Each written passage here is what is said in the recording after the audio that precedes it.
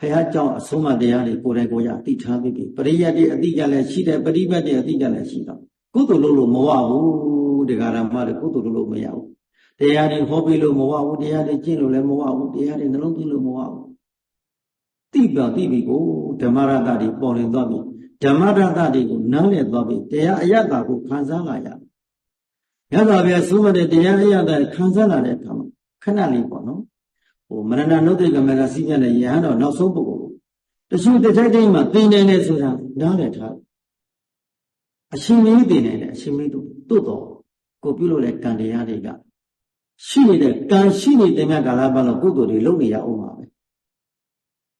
ကုသိုလ်ကံရှိနေတဲ့ကုသိုလ်လုပ်တွေလုပ်နေရမှာပဲအေးကံကုန်တဲ့နေ့ကြတော့ဒုတောက်လည်းမသိမိခွာလိုက်ရတယ်တော့သိမိခွာရလို့လိုက်တဲ့အခါလဲပြုံပြုံလေးပဲ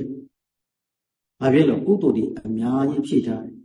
နှလုံးသားထဲမှာလောဘတွေညင်းတဲ့ကုသိုလ်တွေဒေါသတွေညင်းတဲ့ကုသိုလ်တွေမောတွေညင်းတဲ့ကုသိုလ်ကောင်းမှုတွေထည့်ထားတယ်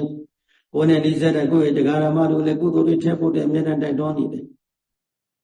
ကိုယ်လည်းကုသိုလ်တွေတဝါးကြီးရင်းသလိုကိုယ်နဲ့နှိစက်တဲ့ကုသိုလ်တဝါးကြီးပေးတယ်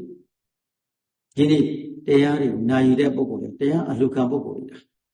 ဘုန်းတော်ကတရားအလှပေးနေတာမြတ်စွာကုသိုလ်ကောင်းမှုကိုလို့ယူနေကြတာလောကမှာသဗ္ဗဒါနသမဒနာဇိနာတိလေသဗ္ဗရတ္တဓမ္မရတ္တဇိနာတိလေသဗ္ဗရတ္တိဓမ္မရတ္တိဇိနာတိညတာတကရတာထဲမှာတရားညတာဒီကောင်းဆုံးပဲအလူတကတွေမှာတရားအလူဒီမြတ်ဆုံးပဲမွေးလျော်စကမွေးလျော်ခြင်းမှာတရားနဲ့မွေးလျော်ခြင်းဒီကောင်းဆုံးပဲနေတဲ့ခြင်းကနေတဲ့ခြင်းမှာတရားနဲ့နေတဲ့ခြင်းဒီကောင်းဆုံးပဲအကောင်းဆုံးစေတနာလေးကိုမွေးပြီးတော့ဘဝကိုလှစေရ